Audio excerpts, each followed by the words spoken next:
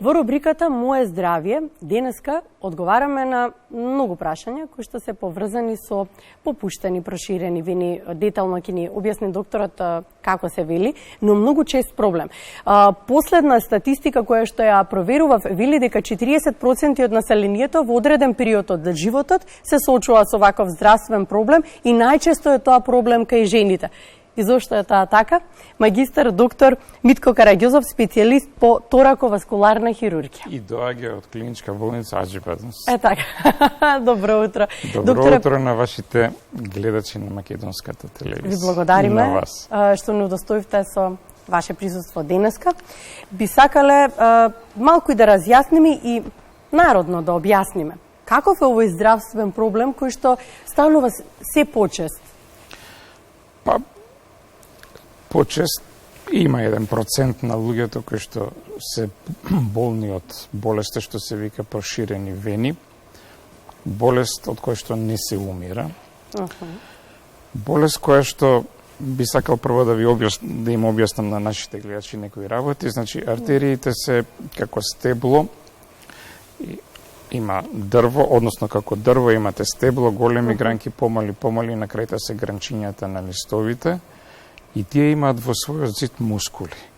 А вените се обратно, значи од малите гранчиња на листовите, па мали гранки, поголеми и на крајта влегуваат, крвта влегува во стеблото и оттаму оди во срцето. И вените немаат мускули во својот зид и враќањето на крвта од прстите во спрема срцето е врзана со работењето на мускулната пумпа. Зборувам за нозете. Причината зашто настанува болеста, што се вика болест на проширени вени, е вродена слабост на мускулите и на фасциите на нозете. Значи, вие можете да имате физички активности и тренинзи кои што ќе ве носат на Олимпијада, а сепак да имате слабост на мускулите и на фасциите на нозете и вените да почнуваат да се прошируваат. На нозете има два система вени. Едни се длабоки и површни. Се прошируваат површните вени на нозете. Тие два система комуницираат меѓу себе и површните вени ки ципата се влеваат во длабоките вени. Значи, треба да се разграничи болест на длабоките вени и болест на површните вени. Проширувањето настанува на површните вени. Вените во тие проширени површни вени заостанува на прљава венска крв која што треба да се врати према срцето. Тоа е прљава венска крв која што е богата со кисели продукти, која што преку тој систем на цевки доаѓа во срцето, таму преку белите дробови и црниот дроб се прочистува. И таа прљава венска крв, ако вената е проширена, заостанува во ткивото и прави проблеми. Прави маки. Тие маки се воглавном жежење, печење и болка. Отекување. Може да биде и оток на ногата, кои што стануваат поинтензивни кога се стои подолго во место, бидејќи мускулната пумпа не работи и во таа ситуација вените уште повеќе се шират, поголема количина на крв заостанува во тие вени и тогаш почнуваат и се потенцираат маките што ги имаат пациентите. Може да биде врзано со жешко време исто така таа мака, да биде поголема маката со жешко време надвор, затоа што исто во жешко вените се шират, ако не ви работи мускулната пумпа, ако стоите во место, маките стануваат поголеми. И трета работа е врзана со хормоните. Во текот, значи, кај жените, затоа жените се повеќе пооптеретена е женската популација со проширување на вените, токму поради влијанието на хормоните врз зидот на вените. Значи, под дејство на хормоните во периодот пред за време или после циклус, вените се шират. Како од жешкото, така од стоењето, така и од хормоните се шират и тогаш повторно заостанува таа прљава венска крв. Исто така периодот на бременост е хормонален физиолошки стрес во животот на секоја жена и во тој период тие што имаат предиспозиција за проширување на вените, значи слабост на мускулите и на фасциите, а пред бременоста немале клинички манифестни проширени вени, тогаш може во тек на бременост нагло да почнат да се шират тие вени и во текот на бременоста во текот на пороѓајот тоа да биде максимално максимално проширување. Тоа не е ништо страшно, ништо за вознемирување, треба консултација со доктори кои што се бават со таа проблематика, значи доктори кои што се бават со болеста на проширените вени, тоа е едно, и второ треба консултација со трансфузиолог, и кога се оди на бокс за пороѓај треба со адекватни припреми да биде, че тоа не е ништо страшно. Како болест која што може да го поремети нормалниот поред. Добро, тоа за здравствената култура нешто подоцна ќе зборувавме. Објаснивте еден мит кој што постои всушност на оваа тема, дека доколку се спортува, се има поголема циркулација, дека всушност ќе се спасиме од овој проблем. Не, значи спортувањето не значи, ако имате потенцијал за стварање на проширени вени, дека тие нема да се створат. Напротив, тие ќе се створат спортувале или не спортувале, и луѓе кои што имаат проширени вени, значи слободно, пошто многу од прашањата на пациентите кои што доаѓаат во ординацијата е дали можам да спортувам, дали можам со фитнес да се бавам, со йога и сите тие работи. Значи, проширени вени воопшто не влијаат на нормално живење во секој поглед. Чим ќе настане тоа проширување на вени, значи може да биде проширување на капилари и проширување на вени. Тоа е различен, различен сегмент. Диагностиката е многу едноставна. Диагностиката е врз основа на клиничкиот наод, на изгледот на тие проширени вени на екстремитетите. За искусен доктор тоа е многу едноставно, но тоа треба да се потврди со ехоколор Доплер, со кој што ќе се види вените имаат валвули во тие цевки. Тие валвули, кога е вената со нормален пречник, мускулот кој ќе го ја потисне крвта од еден сегмент во горниот сегмент крвта, валвулата се затвара и крвта не може да се врати назад.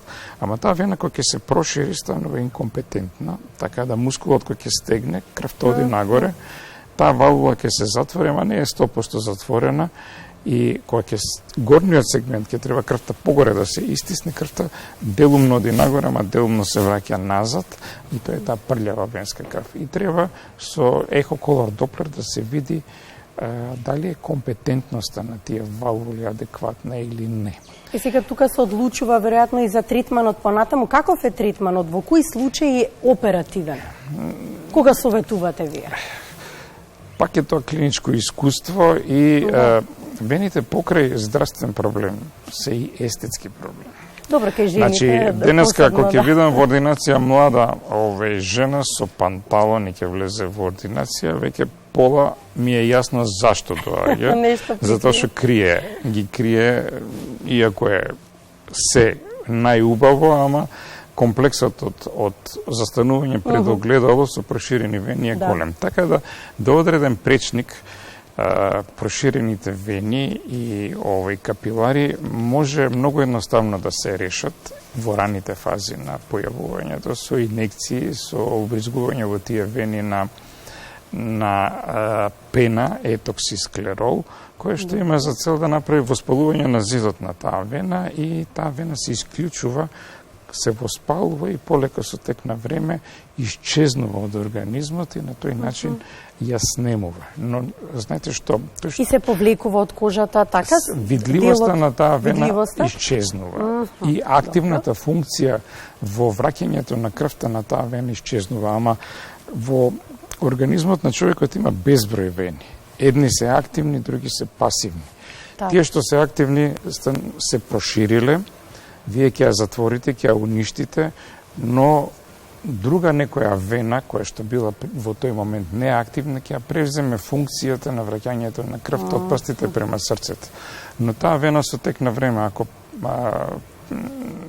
пациентот или човекот има потенцијал за слабост на мускулите и на фасциите на нозите, таа нова отворена вена во текот на животот повторно може да се прошири. Така да пациент кој што има потенцијал за значи вродена слабост на мускулите и на фасциите и потенцијал за проширување на вените, ако почне на време да ги лекува со инекции или со третмани со ласер амбулантски, нема да дојде во ситуација да се оперира, но тоа значи дека еднаш два пати годишно треба да се посвети малку внимание на тие проширени вени, и ако се тие веќе во фаза да треба да се направи некаква интервенција, тогаш тоа треба да се прави.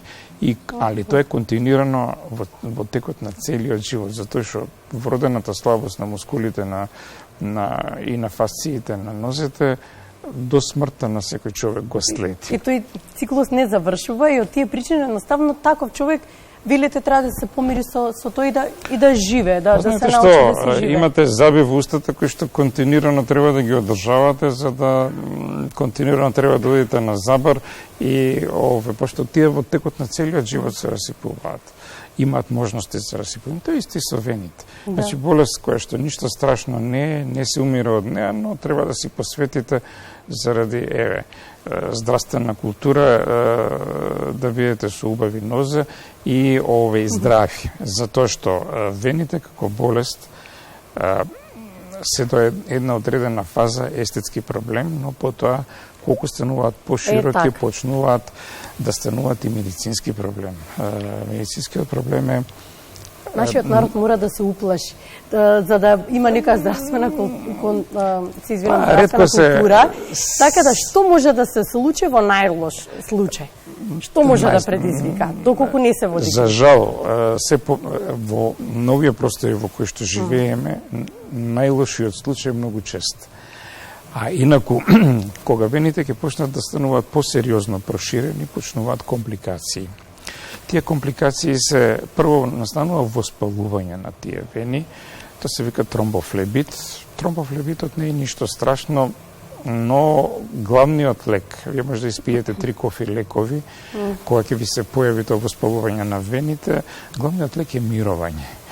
Дали треба да пиете антибиотици, антикоагулантна терапија и се она што е по протокол за таа работа е неопходно, но главниот лек е мирувањето. И тоа 10 на 15 дена треба да одалежите. Денеска е најтешко седењето дома. На сите ни треба работа и ни треба активности, и тоа може да се случи 2-3 пати во годината, да морате по 10 на 15 дена да одлежите во кревет, и тоа е веќе страшна работа.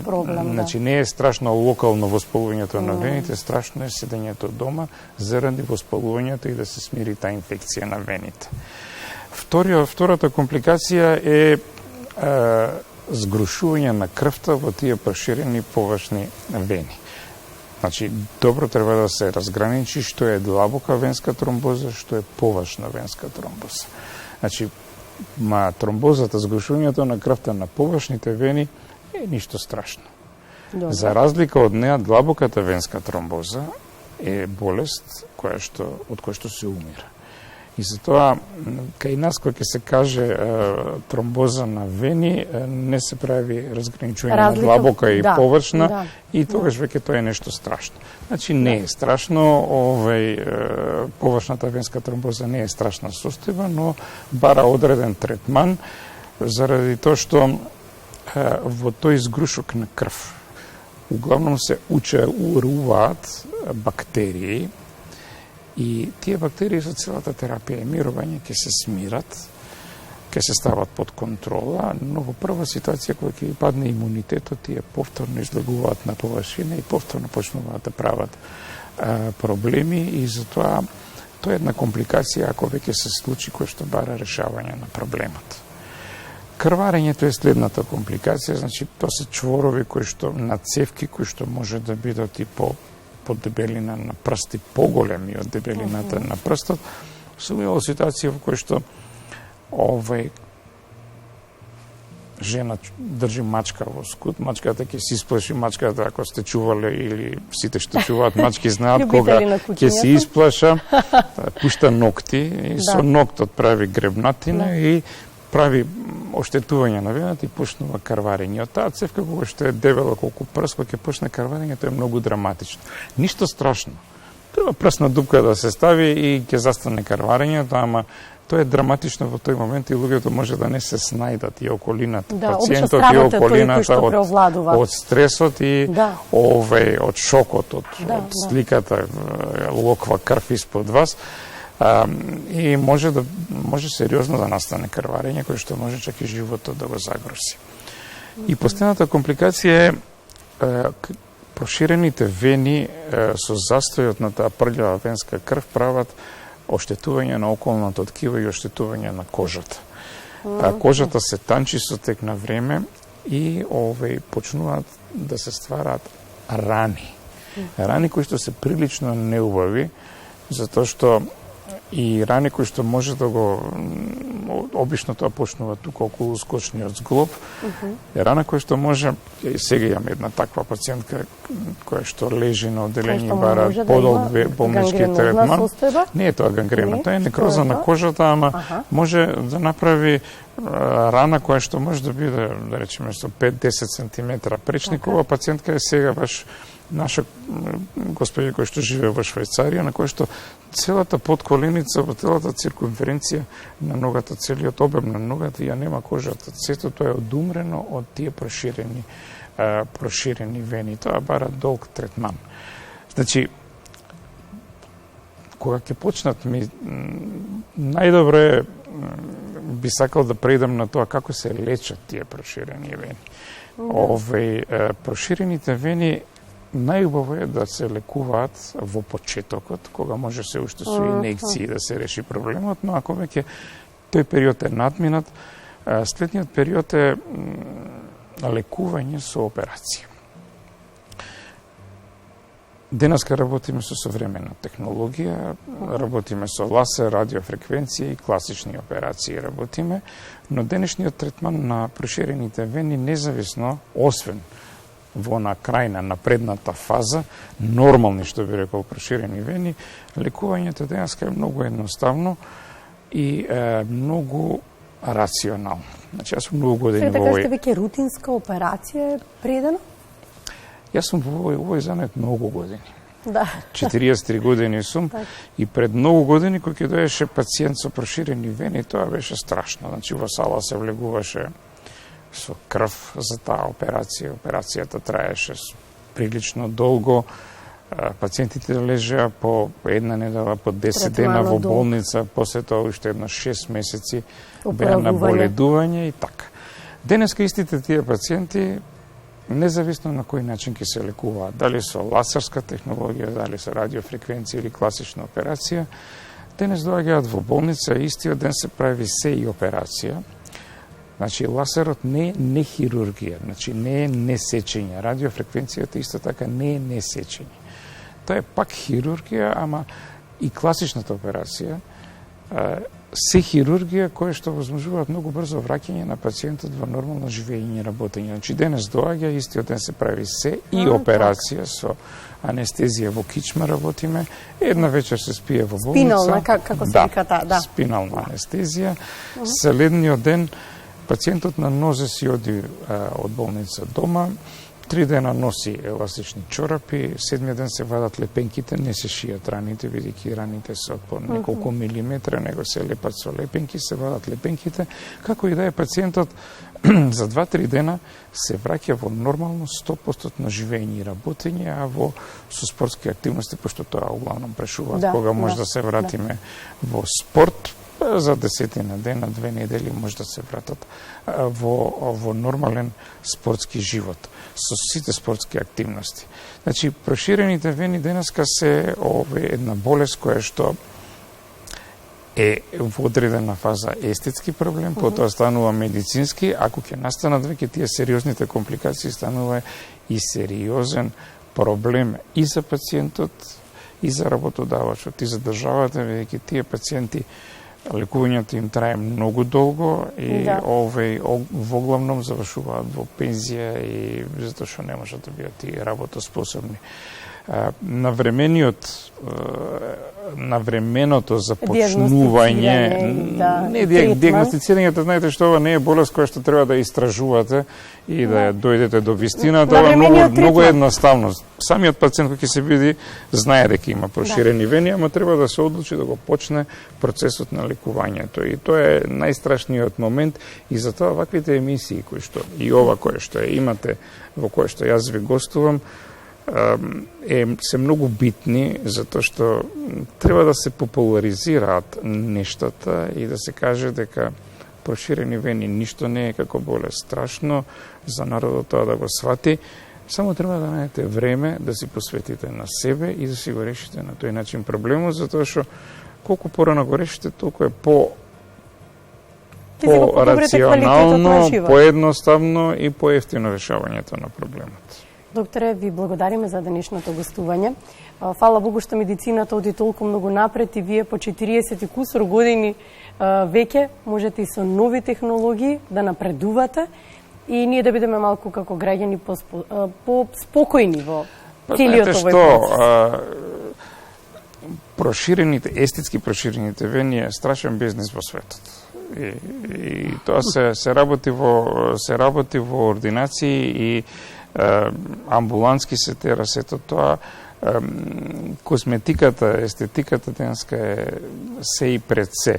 Ние сме се уште далеко од сето тоа, веќе новите генерации имаат малку подруг пристап према себе, према своето тело и решавањето на проблемите кога станува збор за естетика, но во овие простори се уште вените се нешто кое што се оставаат на страна како болест и оставаме да ги решаваме тогаш кога ќе дојдат сериозните компликации, кога е веќе или малце касно или многу касно. Ви благодарим за денешното. Ви благодарам и на вас.